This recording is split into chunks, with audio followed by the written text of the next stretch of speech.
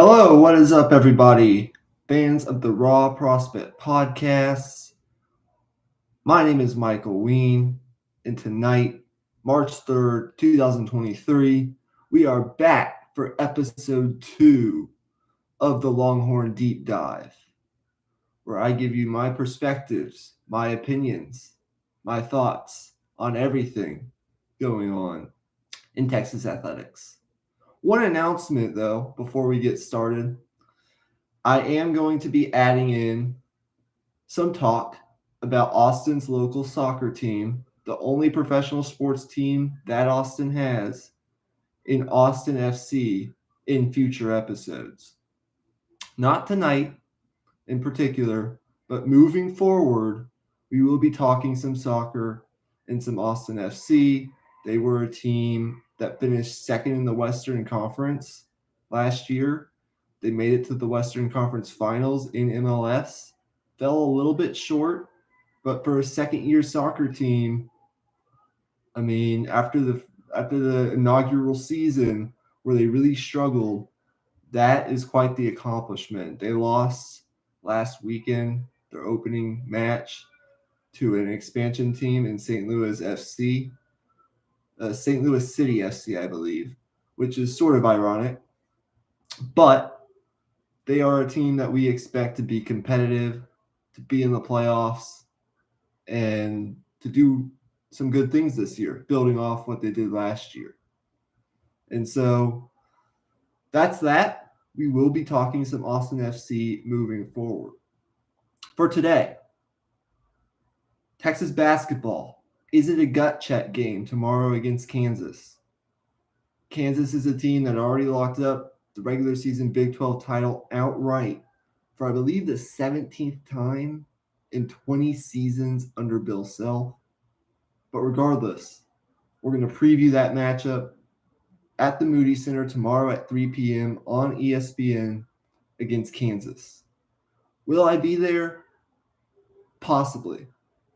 But I could also be watching it on Longhorns right now in a three-way tie for second place in the Big 12 with Baylor and with K-State, just in terms of conference record. So there are some things to play for. They're trying to keep themselves in play for a number 2 seed in the NCAA tournament, along with some other things that we're going to talk about. And then spring football for Texas, one of the biggest, most anticipated springs in Texas football history for a lot of different reasons that we're not going to get to all today.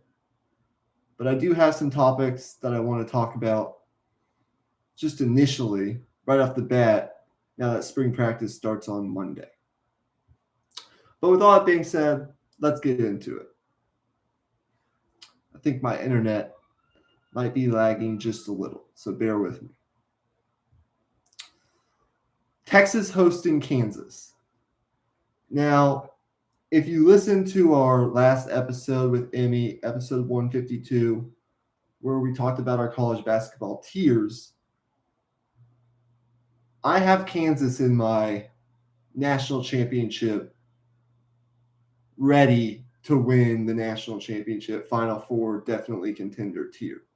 They are in that upper echelon of college basketball with a team like Houston, with a team like possibly Alabama on its best days.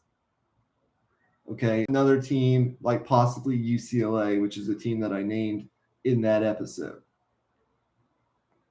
They are really, really, really good.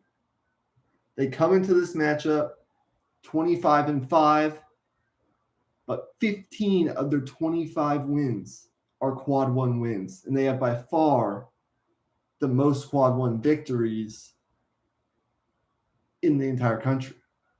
Now, Texas is no slouch when it comes to quad one victories at all, and their metrics are still fantastic despite coming off their first set of back-to-back losses all season, both road losses to a ranked TCU team that's just gotten healthy and has been really, really good when they're healthy with Mike Miles in the crew, and Baylor, whose three-headed monster with Scott Drew is just an absolute problem to deal with Flagler, Cryer, and then their freshman, Keontae George. And they had Jonathan Chamachachua in that game. Again, they did a significant contributor that they did not have in the first matchup against Texas at the Moody Center. But despite, coming off back-to-back road losses in the Big 12 against both top 20 teams by a combined 11 points in those two games, where in each game, Texas did not have – they had a really lousy half in both games where they just did not shoot well and got outplayed in virtually every aspect of the game. Considering all of that, Texas still comes into this game with, I believe, 10 or 11 quad one victories. They're like second or third in terms of quad one victories in the entire country. But Kansas, back to our original point, it's got 15. And they can make it 16 with a road win against Texas tomorrow. They're a team that's firing on all cylinders. As I mentioned, they're 25-5. They're 13-4 in conference. And they're once again the Big 12 champion after, of course, the Longhorns had a chance to possibly share the title with them, but have lost back-to-back road games. And to me, Kansas, Houston will have an argument as well, but with another huge road win at a really good team in Texas, and then whatever they go on to do in the Big 12 tournament next week, I think they have the opportunity to, despite already having the Big 12 regular season title wrapped up, they could lock up the number one overall seed in the NCAA tournament. I think that's what Kansas is playing for at this point. So if you're a Texas fan that thinks, well, Kansas might take its foot off the gas a little bit because they already have that regular season crown wrapped up, I would stop you and I would say, no, this team is going to keep playing with the same intensity that they've been playing with, and they're going to come in here and they're going to try to win, because getting that number one overall seed in the NCAA tournament gives you certain advantages, such as you get to choose what region you want to play in, and you get to choose where you want to play your first and second round matchups. In this year, I believe one of the regions will be playing in Kansas City. So if you don't think, Jayhawks fans in the Kansas Jayhawk program is thinking about that behind the scenes, wanting to get that number one overall seed, pick what region they play in, pick where they play their games, then I think you're wrong. And so Kansas, as a team that, in my eyes, from my eye test, is the best team in the country and should be favored right up there with Houston to repeat as national champions, as hard as that is to do. They're going to come in, with the same intensity, and they're going to look to beat Texas. And so, I think this is a gut check game for Texas, just in terms of the team morale. Coming off back-to-back losses against really good teams, albeit, but this was a team that just over a week ago, you could have made the argument the way that they were playing was going to at least have a share of the Big 12 regular season title. Just a week ago, they absolutely blew out Iowa State at home. So, and they've been really good at home, which I think is a good thing for Texas going into this game. Only one home loss all year. and that was their first Big 12 road game and their first game under Rodney Terry, I believe, where they lost to K-State and gave up 116 points. K-State, albeit, ended up being, a really legit team. And they're a team that I would watch out for come March. But anywho, I think this is a gut check game for Texas just in terms of the team morale. You don't necessarily want to be in a position where just over a week ago, you were in position to potentially win the Big 12 regular season title or at least get a share of it with a team like Kansas, to 3 consecutive losses and 3 consecutive opportunities to improve your resume and not only, potentially win the Big 12 regular season title, but elevate yourself to a number 1 seed in the NCAA tournament. Now, did I think Texas was going to win all the games coming down this home stretch? No, I did not. I mean, it was at Baylor, at TCU, a healthy TCU team. That's a much different team than they were, late January and a good portion of February without Mike Miles Jr. and Eddie Lampkin. Okay. I mean, they make a huge difference for the TCU team under Jamie Dixon. Okay. And then at home against potentially the best team in the country, in my eyes, in Kansas. Did I think they were going to win all those games? No. But did I go in thinking they would possibly end up going 0-3 in those games, as well as they were playing coming off that victory over Iowa State? I believe it was last Monday or Tuesday. No. So I think this will be a gut check game. They've played well at home all season long. But to me, just from an outside perspective looking in, and it's not going to kill Texas if they're competitive and they lose this game. They just won't be a 2 seed. They'll probably end up being a 3 seed in the NCAA tournament, unless they were to go on and say win the Big 12 tournament. But it's just not a good feeling going into tournament play, whether that be the conference tournament or March Madness, the big dance, with 3 consecutive losses. Losses that, if they were wins, could have elevated you to a different place. Like potentially Big 12 regular season champion and potential number 1 seed in the NCAA tournament. At the very least, like the highest 2 seed. Because I remember that the NCAA tournament committee came out with its top 16 projection just a couple weeks ago. And in that reveal, Texas was, I believe, the top 2 seed, the top overall 2 seed, the number 5 overall team in the country, and the top overall 2 seed, just because of their metrics.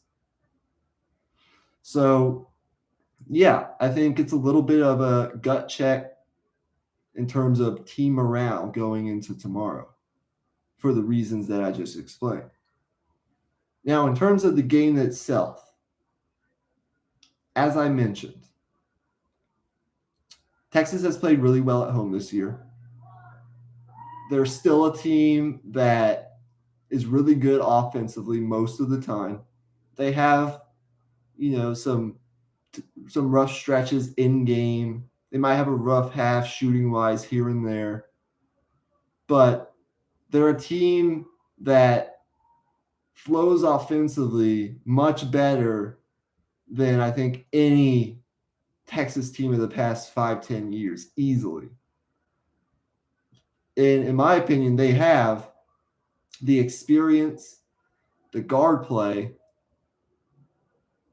and, the propensity to make stops when needed to at least get to the second weekend of the NCAA tournament.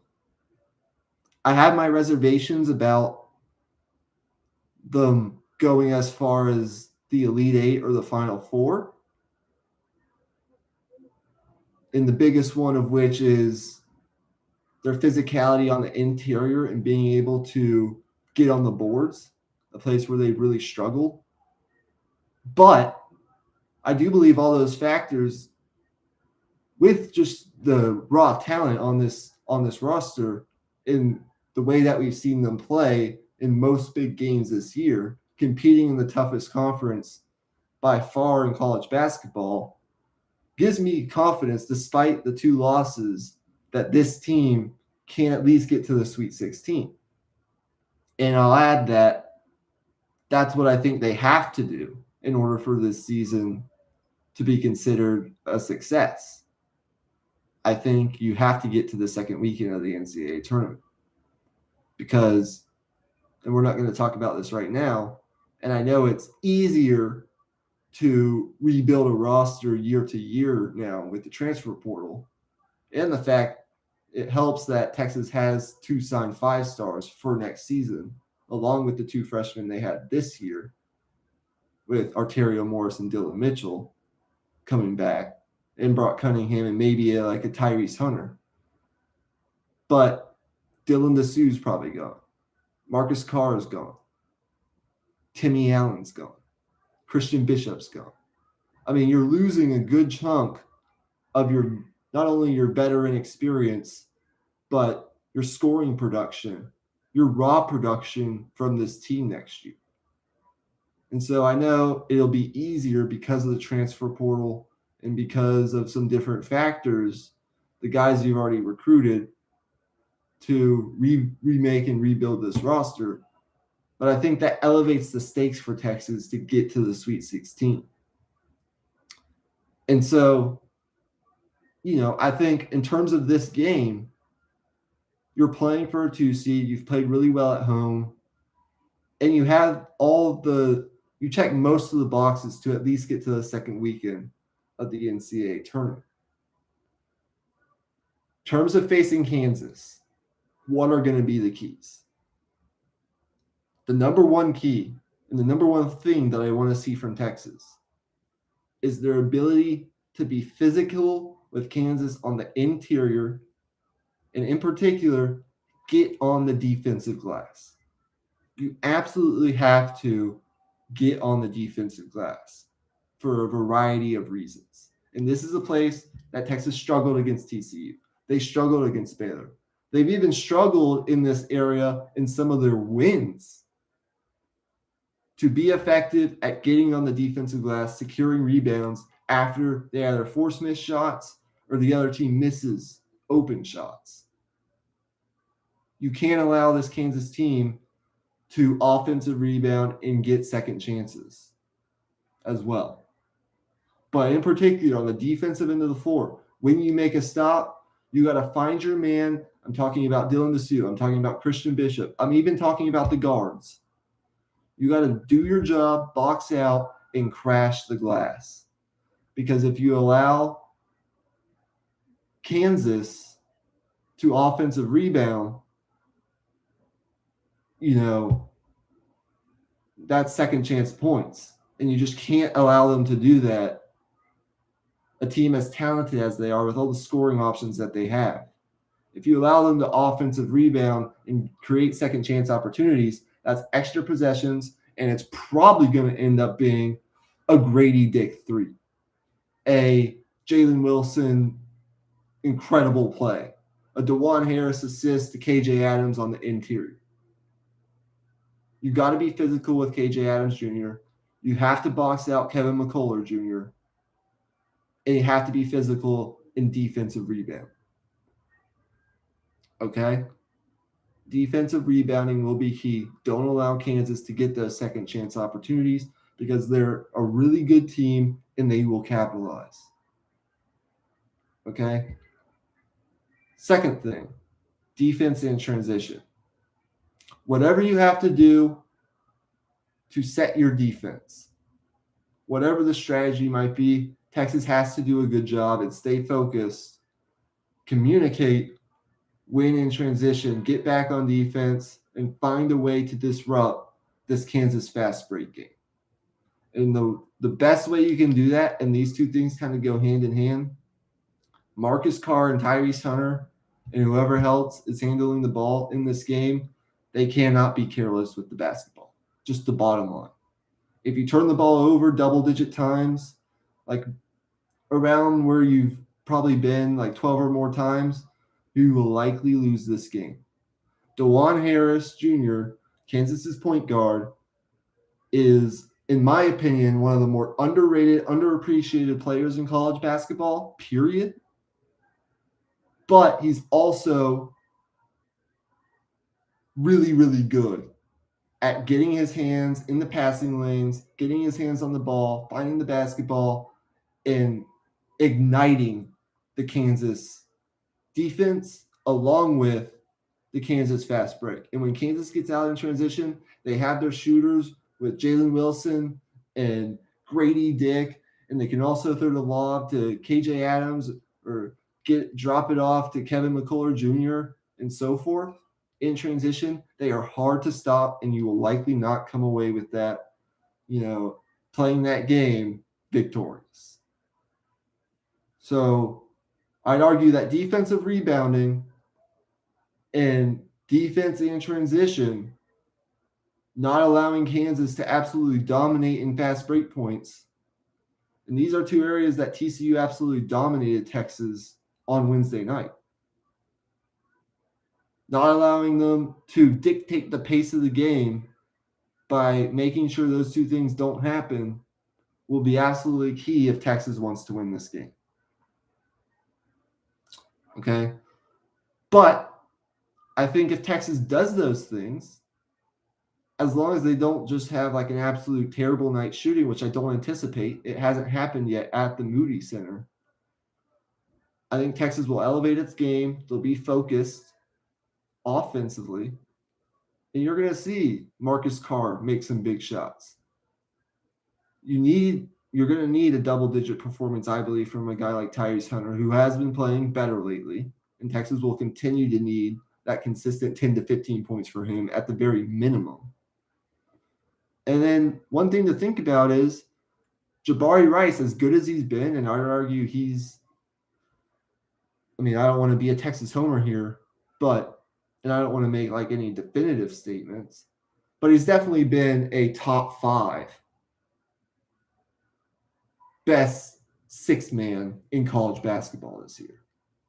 I'm not going to go so far as to say he's been the best, but you look at his numbers, he's easily a top 5 6-man in college basketball. And he's been one of the key cogs in a lot of Texas's success this year, is having a guy like that can come off the bench and play alongside a Marcus Carr and maybe spell a Tyrese Hunter, or play alongside Tyrese Hunter and spell Marcus Carr. It gives them more guard depth. And he's just experienced and just an overall high IQ winning basketball player. Sir Jabari Rice, or as most people like to call him, just Jabari Rice, only had 12 points on 1 of 5 shooting from 3, one of his not so great games against Kansas last year. And give Kansas's defense credit. Okay, and they're really hard to beat at Fog Allen. But I believe that he's going to make some big shots. He's played very well at the Moody Center this year. So if Texas gets good guard play, they don't turn over the ball, they are decent in transition defense. They're focused, they're communicating, and they're making it tough for Kansas in transition, not allowing Kansas to dictate that run and gun pace. They're playing solid, closing out, running Kansas off the 3-point line, and their defensive rebounding better than they have the past 5 or so games. Texas will absolutely have a shot to beat Kansas tomorrow.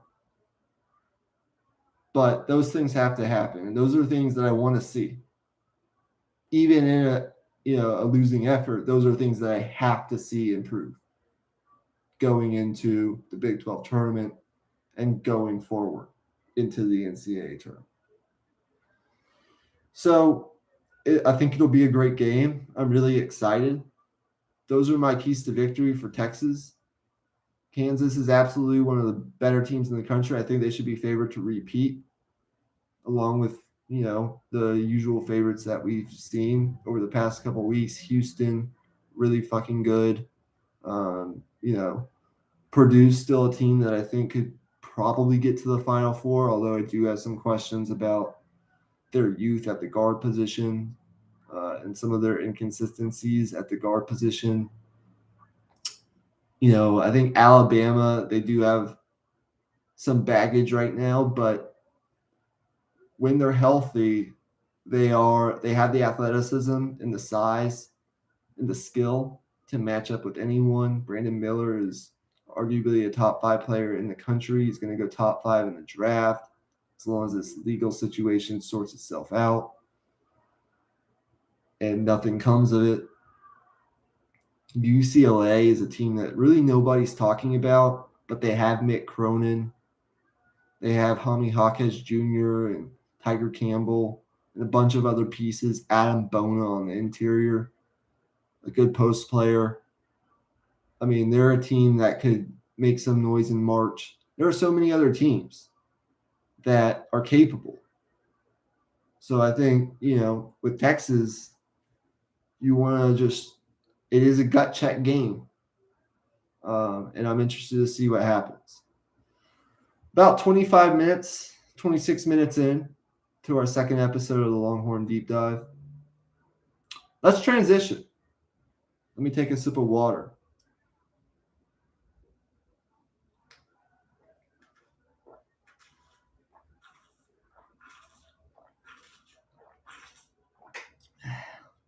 All right. We're now 3 days away from spring football practice. The spring game, fast approaching, April 15th. It'll be here before you know it. But I'll start here. This is one of the most anticipated, I think this is probably the most anticipated spring football practice and spring game that Texas maybe has ever had, at least in my lifetime. And one of the reasons that is because of the quarterback room in particular. Quinn Ewers, the guy who we think is going to be the starter going into next year, and he has that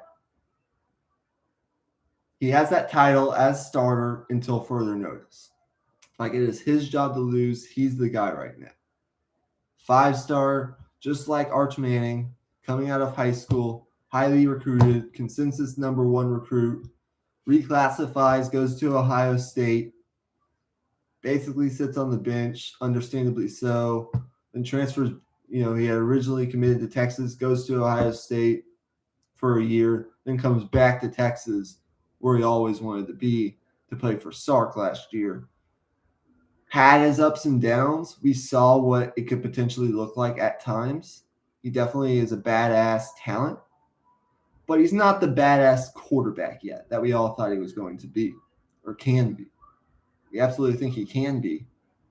We saw flashes of it the first quarter-ish of the Alabama game, the entirety of the Oklahoma game, the second half of the bowl game against Washington. I thought he played extremely well, and we saw strides in some of the things that we wanted to see from him in that game.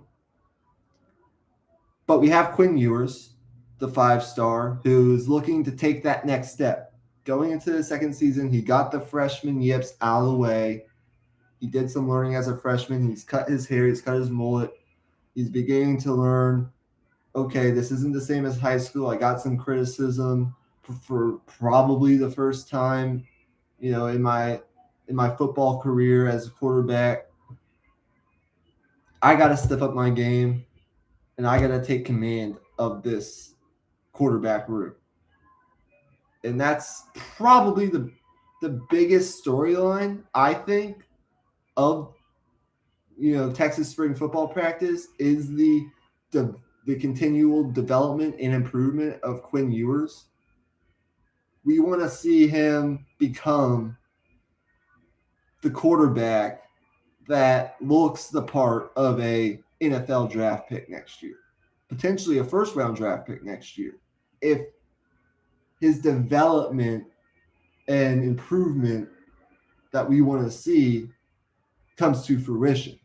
That's what That's the most important and best thing that can happen to the Texas football program over the next 5 or 6 weeks of spring football practice going into the spring game, is that we hear that Quinn Ewers is making those strides, not only on the field, but off the field, and studying the playbook, his leadership, vocally and non vocally, taking that leadership role with a lot of the leaders from last year's team already left for the NFL draft, and Bijan Robinson, who was a vocal guy in the locker room, DeMarvion Overshown on the defensive side of the ball, Keandre Coburn, the veteran guy who'd been here forever, just tested a couple days ago at the combine. Moro Ojomo, the list goes on, right? We want to see him take that step in the leadership role. We want to see him take a step in the mental side of things, studying the playbook, taking command of the playbook, knowing where you're supposed to go with the football at certain times.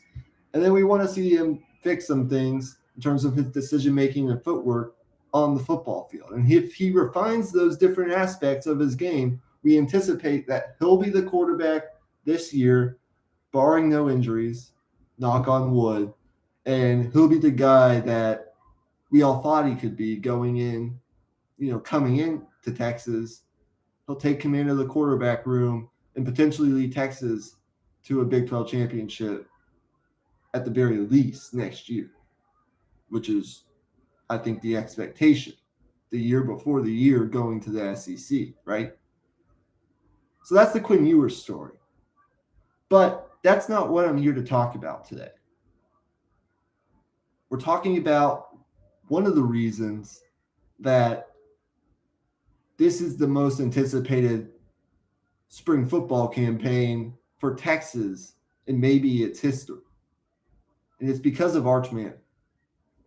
Just like Quinn Ewers was the consensus #1 overall recruit, quarterback recruit, and recruit overall in this 2023 recruiting class.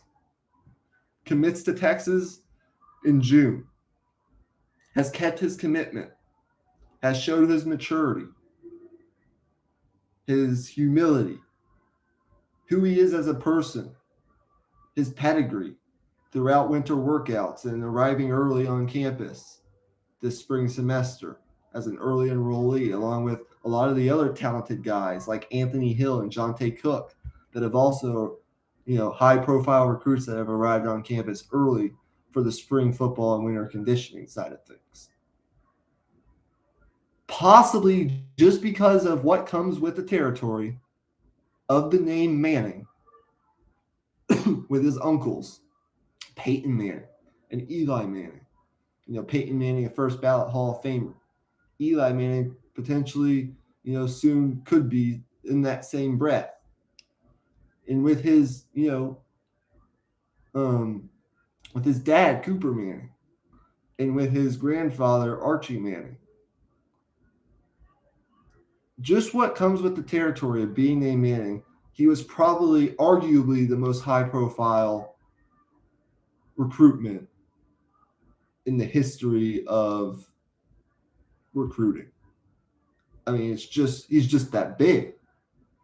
And so I'm calling it Arch Manning because Arch Manning is starting. He's been on campus for about a little over a month now, going through some winter conditioning, probably learning some of the playbook, getting his bearings of the UT campus, going to class, so forth.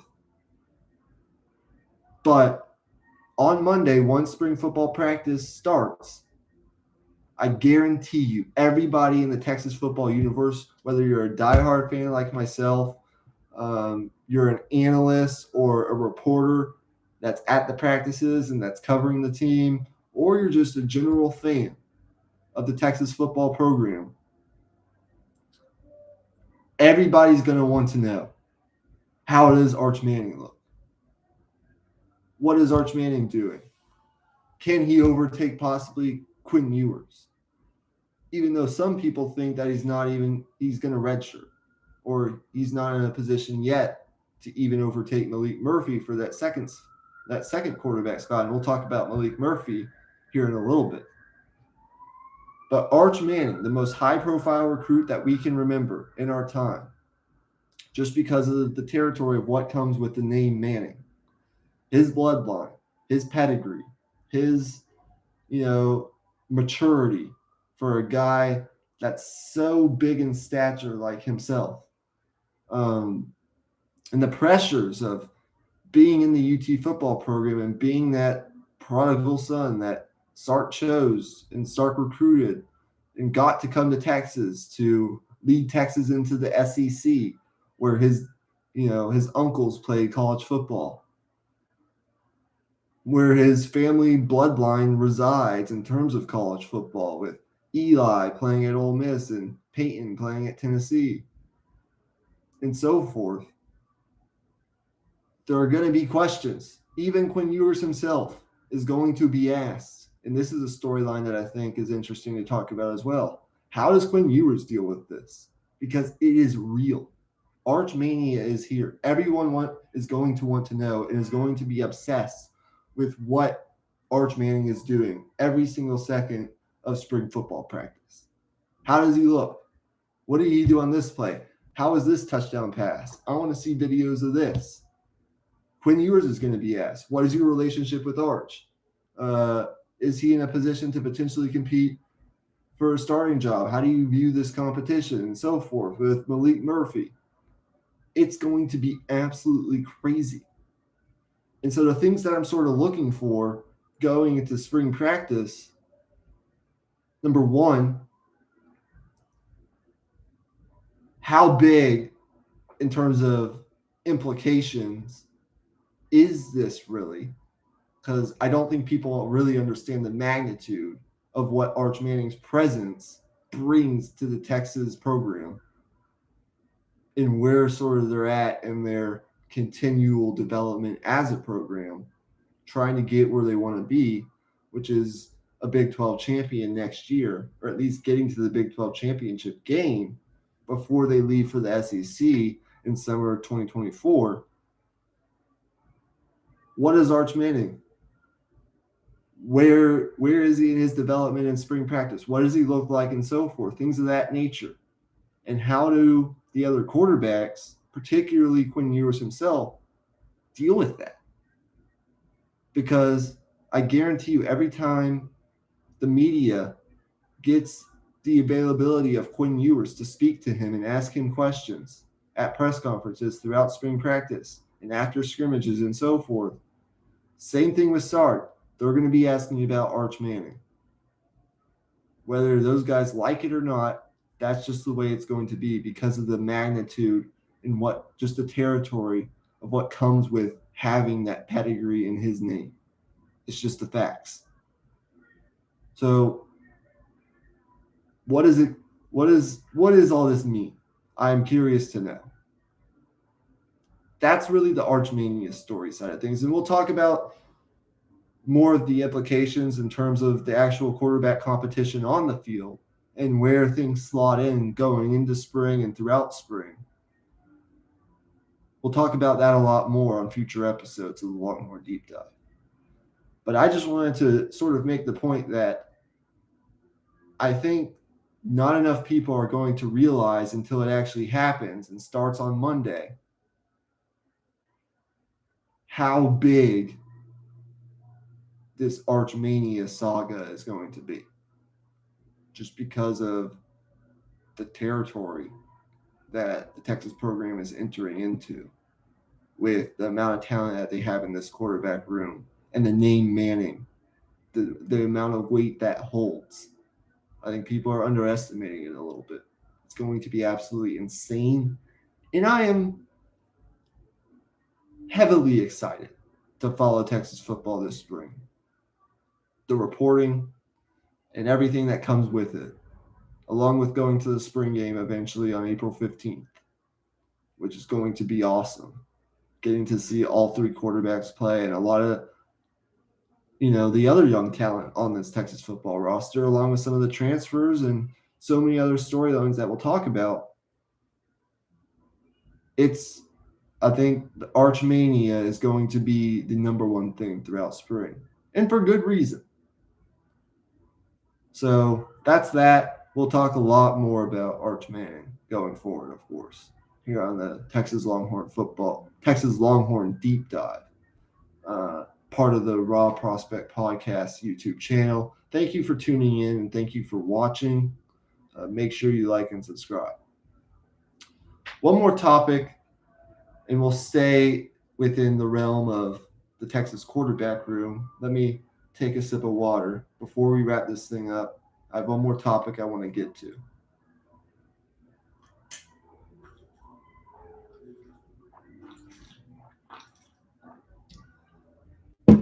And that would be Maalik Murphy. And sort of the dilemma that I think the Texas coaching staff, particularly Steve Sarkisian, faces with Maalik Murphy and his situation going into the spring. If you're not familiar, Maalik Murphy was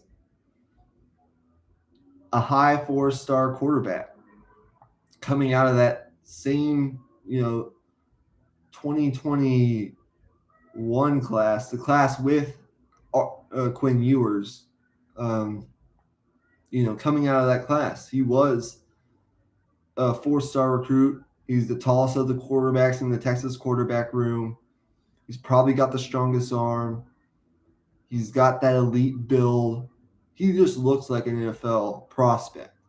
Really raw talent. But he was hurt throughout the early portions of last year. Didn't really get to play all that often. Wasn't really seen, within like the Texas media. Wasn't really reported on all that often early on last season, as all the focus was, of course, on Quinn Ewers, and for good reason.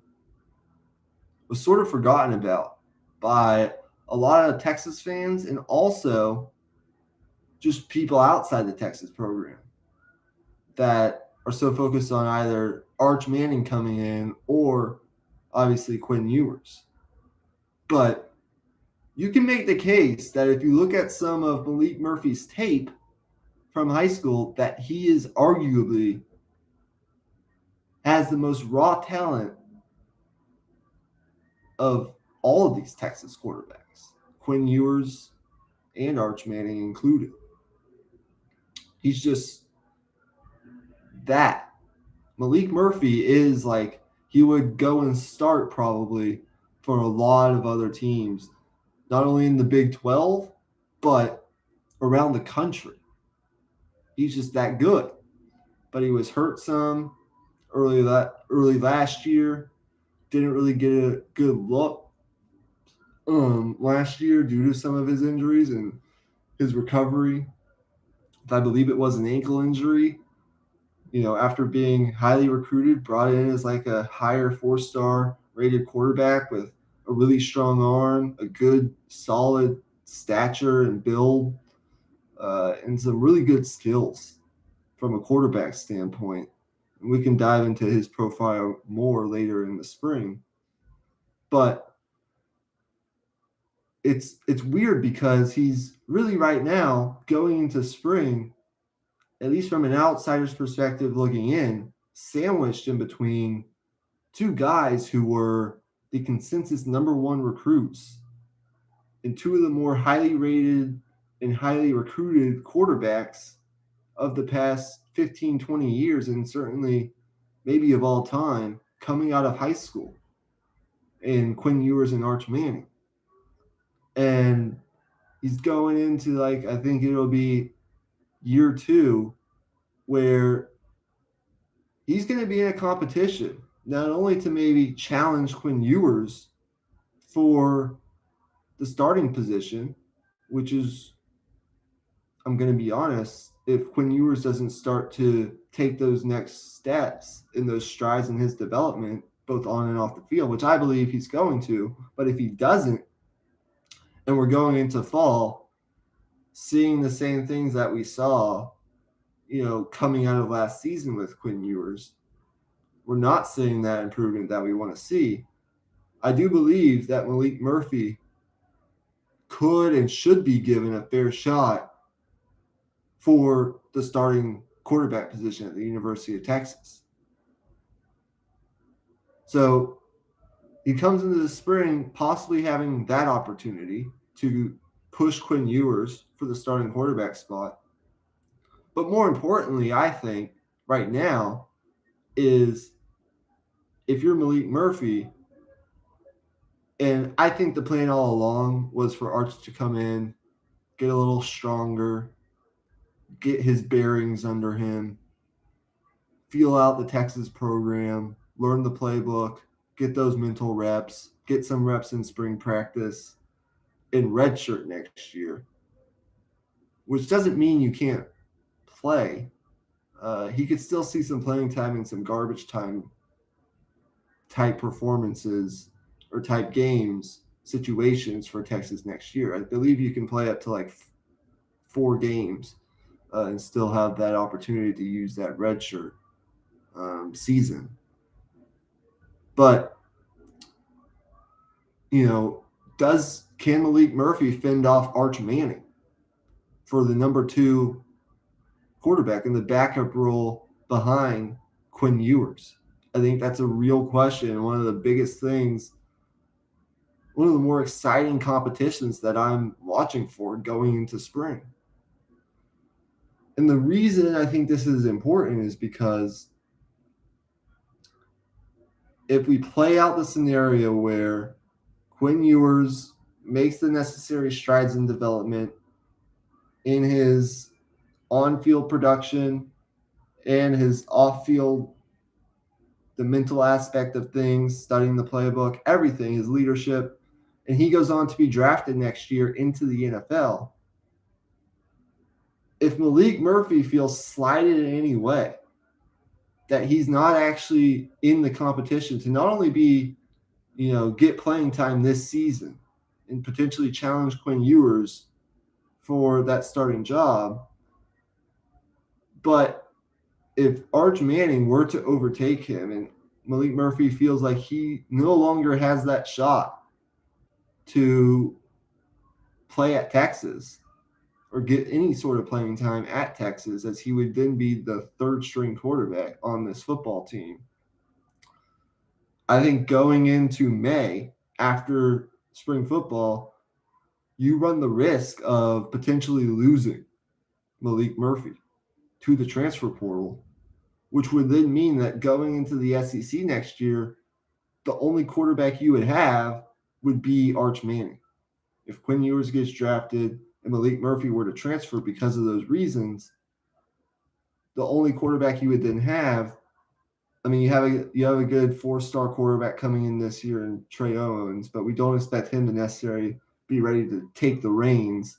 You have a guy in Charles Wright who is a lower, 3-star solid guy out of Austin High, but we also don't necessarily expect him to be the guy to take the reins over Arch Manning. You really only have one guy that'll be ready to start for you going into the SEC, and that'll be Arch Manning, and that's not a bad that's not a bad thing to have, but you would like to be able to, just because of his talent and his work ethic that we hear about all the time.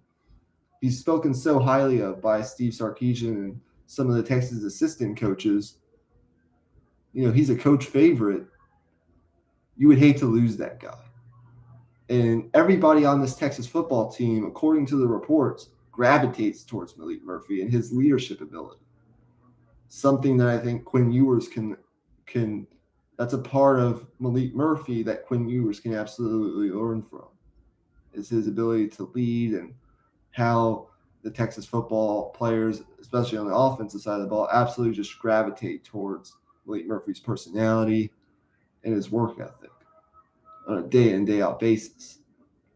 But what I'm saying is, if Steve Sarkisian and this Texas football coaching staff isn't able to keep Maalik Murphy interested and engaged throughout the process of spring football, because he's either not given a real shot to potentially give himself an opportunity to start next year at some point, or he feels like he's going to be the number 3 quarterback on this roster and won't even have a chance, or is overtaken by Arch Manning, I think you run the risk of losing Maalik Murphy And in a perfect world where Quinn Ewers does start next year and goes on to be drafted into the NFL, that only leaves you with one quarterback going into next year in Arch Manning.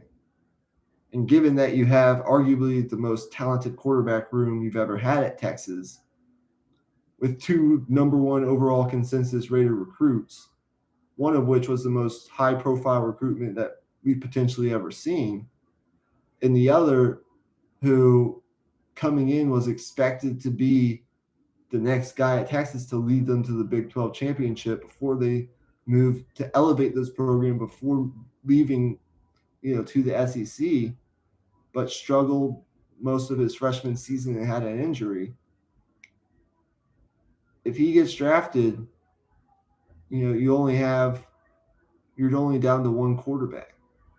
And from having three and arguably your most talented quarterback room you've ever had to just having one feels a little bit underwhelming. You would love to keep a guy like Maalik Murphy around for the long term. And you don't want to run the risk of potentially losing him in the transfer portal after the spring. So that's just one of the things I had on my mind tonight is, number one, the competition between, I think all three are competing with each other, but there are competitions within the competition, if that makes sense. And I think Maalik Murphy could potentially push Quinn Ewers, be in a position to push Quinn Ewers just because of the way the Texas coaches speak of him, his work ethic, his talent, his raw talent. If you watch his huddle film from high school, he's been in the system now for a year, unlike Arch Manning. He knows the playbook. He's been in the system, his familiarity with the system. If Quinn Ewers doesn't take the necessary strides that he needs to take, Maalik Murphy could be in position to start, or he could at least give himself an opportunity to start going into next year. And is that the best thing for Texas football? Well, that's another story for another day. I already said earlier in the episode that I think that Quinn Ewers' elevation of his game on and off the field is the most important thing that can happen for Texas football this year.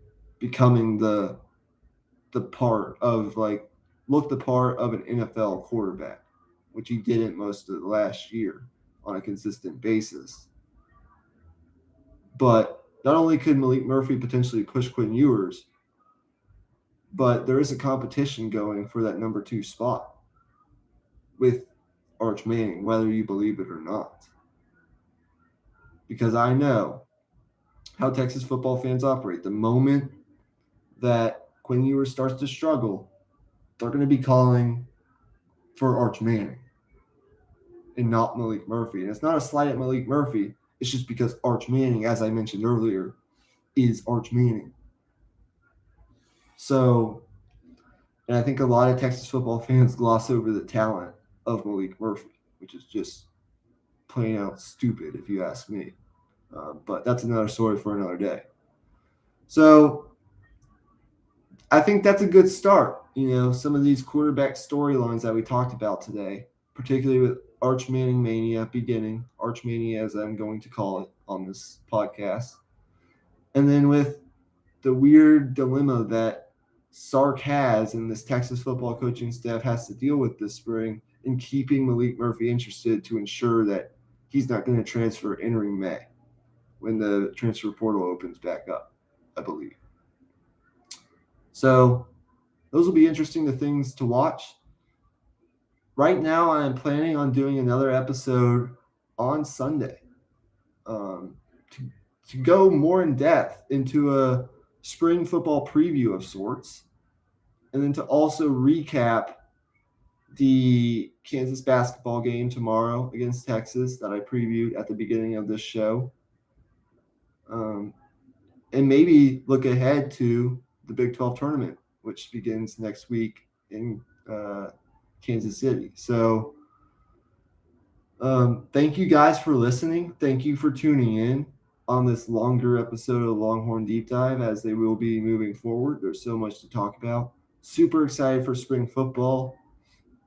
Super excited for the regular season finale of Texas basketball. Texas baseball is also going on. We'll be talking about that in the near future. And I'm excited to bring you some Austin FC analysis soon on this Longhorn Deep Dive edition of the Raw Prospect Podcast. But until Sunday, that's going to do it for episode 2 of the Longhorn Deep Dive. I hope you guys enjoy. Be sure to listen to Emmy and I's regular episodes that we record once or twice a week, mostly going live. Be sure to like and subscribe. Share it with your friends who love sports. And if you're a Longhorn fan, be sure to tune into this. I would greatly appreciate that. So, with all that being said, and check out our Patreon as well. With all that being said, I'll see you guys next time. Let's go beat Kansas. Excited for spring football and hook 'em horns. Goodbye. Good night, y'all.